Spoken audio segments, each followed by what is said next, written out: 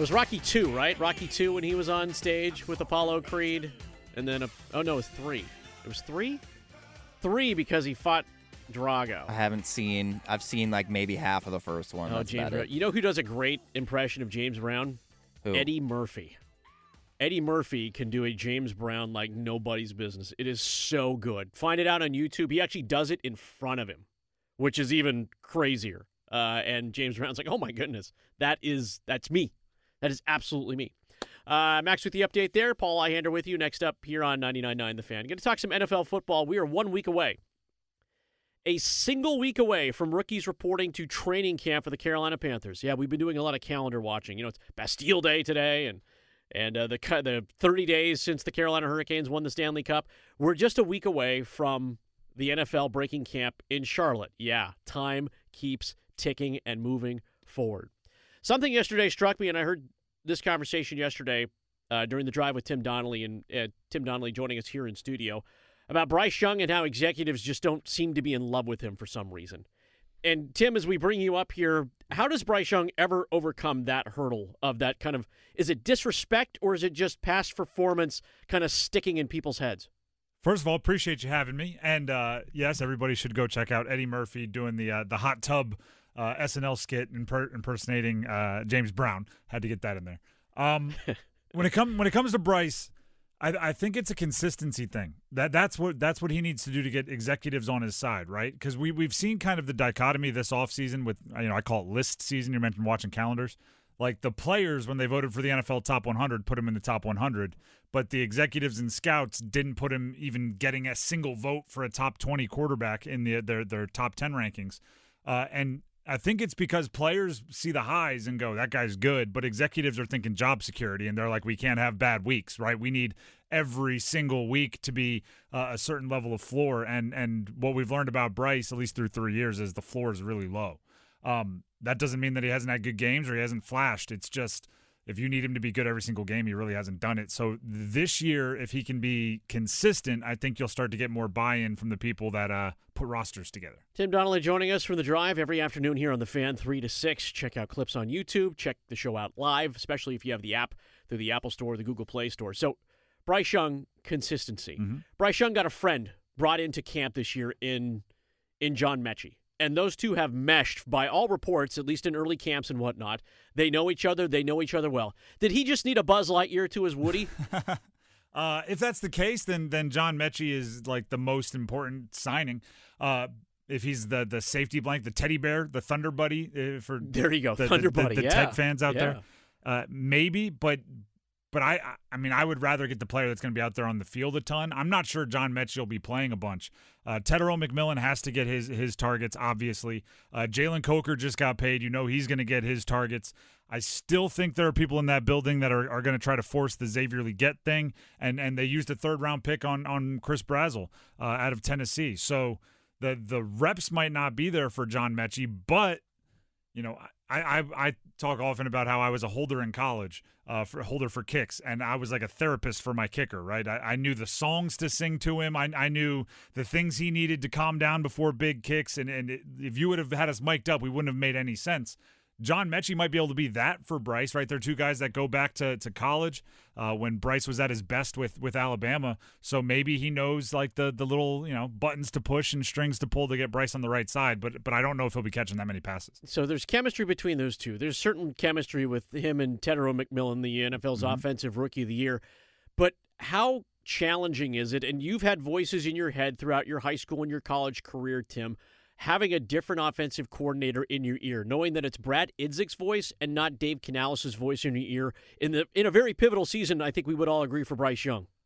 The benefit for them is that Dave Canales and Brad Idzik are so close and they design the offense together. The thing that always concerns me when it comes to players and friend of the program, guy that's around our station a bunch, Mike Lennon, I was always concerned with this going through his NFL career, is when you're going from offense to offense and you're changing terminology, I almost think you translate in your head, right? When a certain route concept might be called 3 different things, and you're going, okay, Oklahoma, all right, in that offense it was called a whatever, and that offense was, okay, that's what I'm running. The good news is it's going to be the same plays. It's going to be the same terminology. Hopefully they're called in a more surprising way, and they're called in a bit less predictable manner, because I do think their offense got predictable from a play calling standpoint. So hopefully Idzik can bring some unpredictability to it. But I don't think the actual voice matters as far as like changing it up as much as if he had to learn a completely new terminology and system, and he doesn't have to do that. So I still think it's, back of your hand stuff for a quarterback that's been in the league a while. The host of The Drive with Tim Donnelly. Tim Donnelly joining us here in studio here on Next Up. Paul Ihander and Max Goren here. So Max and I chatted this up a little bit yesterday, where Tedder McMillan had pretty much the majority of the catches. He had 200% more yards than Jalen Coker, and Coker was kind of battling some injuries early on. What's the challenge for Jalen Coker to emerge as a true number 2 in this offense? I think you mentioned it. The injuries early, I think it just got him got him off to a slow start. There are a lot of targets, particularly in the intermediate part of the field, that are vacant right now in the Panthers offense, and I think he works that part of the field particularly well. He's had, I would say, some good fortune on some deep balls through the first couple of years of his career. I vividly remember an 80-yarder against Dallas, I think it was his rookie year, where it was just a blown coverage, and that may statistically make him look like more of a big play threat, but really he's a contested catch guy, finding the openings in the defense and be exceptionally sure-handed. So if Tedder McMillan's going to be your outside guy, your number 1 target earner, deep ball, big play, Jalen Coker can make a really, really good living in that 10 to 19-yard range if Bryce Young can find him. So I don't think there's like something big different Jalen Coker has to do. He just has to be available from the beginning, so as they're getting into the rhythm, he's there along with the offense, and then just keep doing what he's doing. He's earning more and more opportunities, and now he's getting paid like it. So, what he's doing is not broken, and it should not be fixed. Offensive upgrades came in the way of wide receivers, and it was mostly through the draft. In the backfield, they've settled, or it seemed to have settled on Chuba Hubbard. And Chuba Hubbard is always the one guy that, if you look through Carolina Panthers history, is still here, even though they have tried repeatedly to replace him over and over and over again. And last year was a rough year for him, a down year, usage, perhaps frustrated, new contract, playing up to that weight and those kinds of things. That same question applies to him as it did apply to Jalen Coker. Can he absolutely assume a number 1 back role at this point within the Carolina Panthers offense? Or is he just destined to always be kind of like, well, we'll split the time and just see how it goes? The issue I have with Chuba Hubbard, I think he's a really culture-setting dude. Everything they say, so this is not a reflection on him. There's no pop, right? I think he's really good at getting 4 yards, 6 yards, 4 yards, but he almost never gains 30. And that's what Rico Dowdle brought for that 6-week stretch last year where he looked like 2006 LaDainian Tomlinson. He was actually making big plays. I've used this reference a few times, and Max actually caught the reference when I used it the other day, which I was proud of because sometimes he's a little young for my references. You remember the Tootsie Pop commercials? How many licks does it take to get to the center of a Tootsie Pop with the owl? Where it's 1, 2, 3. Their offense needs more chomps, right? It's always like, how many plays does it take to score? And they're like 1, 2, 3, 4, 5, 6, and it's got to be like a 19-play drive. They need somebody that on the third play can score from 40, and that's not Chuba Hubbard. Maybe Jonathan Brooks, who knows with the injuries, but I think the offense needs running game and passing game, quite frankly, but running game pop, and that's not what Chuba brings. So I think they're going to be looking for that elsewhere and then using him, as the meat and potatoes kind of style runner. Well, you're providing Panthers fans with some excuses, at least, for early on in the season why things wouldn't happen or would happen. I think there's a guy that's out of excuses in terms of making sure that things get elevated on the defensive side of the ball, and that's Ezra Evero. Mm-hmm. It feels like Dan Morgan has now given him absolutely every tool he possibly can. Long-term extensions for J.C. Horn, Jalen Phillips, the most ridiculously back-up-the-truck contract that he got in the offseason, and then Devin Lloyd. This is the year. If there's regression with this Panthers defense, it would be a travesty. Yeah, I completely agree with you. This is the, what's your excuse now to the defense, kind of the front office looking at the defense and going, what else do you want? We got you the highest paid free agent. We got you an all-pro off-ball backer. Speaking of the list, the executives have told us we have a top 5 defensive tackle, a top 8 cornerback. This is everything you want, Evero. a bunch of the players that you've brought in over the last few years are people you've had a history with. It not only has to be a lot better, it has to be a very good defense based on how they've spent their resources. And even kind of a surprise interior offense or defensive lineman, early in the draft. This is a very much there's no excuse season for the defensive coaching staff. So I'm right there lockstep with you. Tim Donnelly, host of The Drive. He'll be on later on this afternoon, 3 to 6, and then through the rest of the week, starting tomorrow at ACC Football Media Days. What's the one thing you're looking forward to being in Charlotte, Tim, as we get college football season going to? The transfer portal has it where so many players are like crossing and they're going to be passing each other, even though they used to play with this team, and that like the people that have worn multiple jerseys at ACC Media Day in the past are always fascinating to me. It's the reality television show of the ACC right now. Hey, I remember you. Yeah, that's right. You were. Never mind. All right. Tim, appreciate you checking in. We'll listen for you this afternoon. Thank you very much.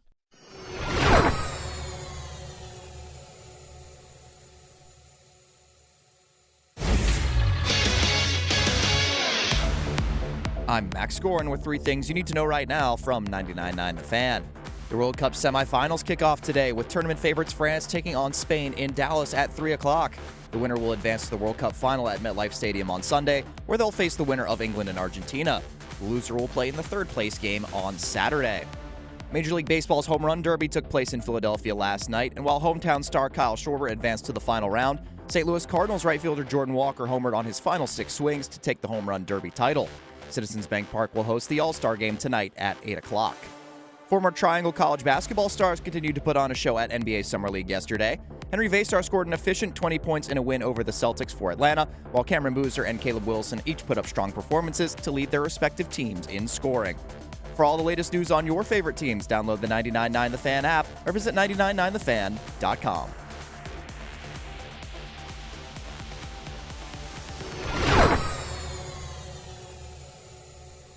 Last night, for those of you, and it's interesting that we're going to talk about this very briefly. Tonight, we do have the All-Star Game on 99.9 The Fan, 8 o'clock from Philadelphia, who have been very gracious hosts and have provided a little bit of juice to what is normally kind of what I like to call baseball's lamest midsummer event. I'm not a big fan of the All-Star Game. It has had its moments, but if you have to go, and The Athletic put an article this morning together on like 25, I believe it was 20 All-Star moments. They had to go back to like 1998 to find things that were actually meaningful, and it was 98, I believe, was the year they had it in Boston, and they honored Ted Williams, which was super cool. Like, you had these legends.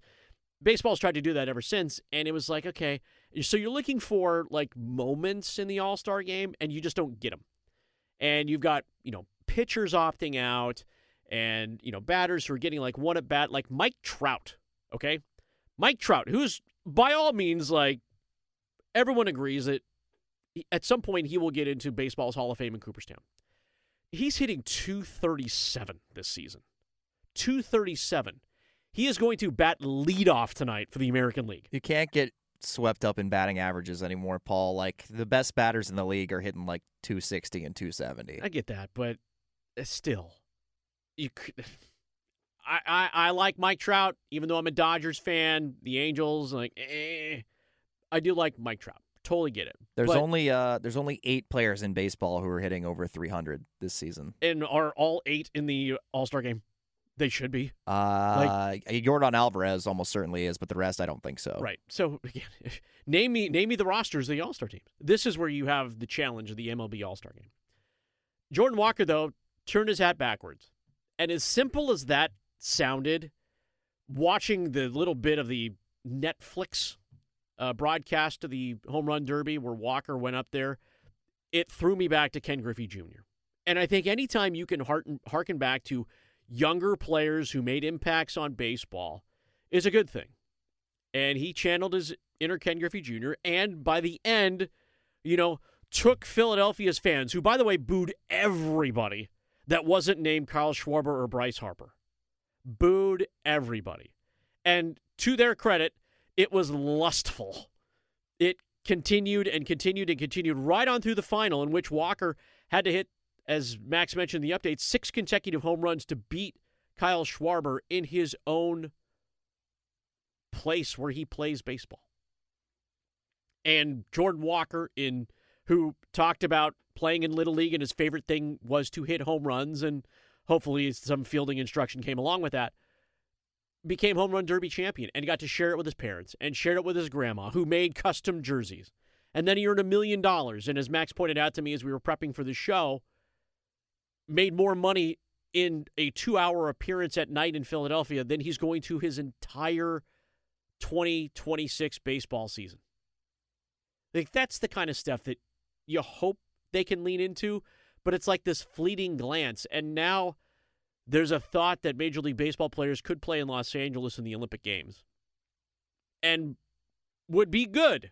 Would be good for the game. You get World Baseball Classic, which I think most baseball fans would agree is one of the best parts about baseball these days, is that they get that larger team event. And the NHL that does the Four Nations Classic, like, we all love nation on nation. We saw it during hockey in the Olympic Games in Italy. Like, we love the international flair. It's why we are gravitating to the World Cup, even though Team USA is not in it.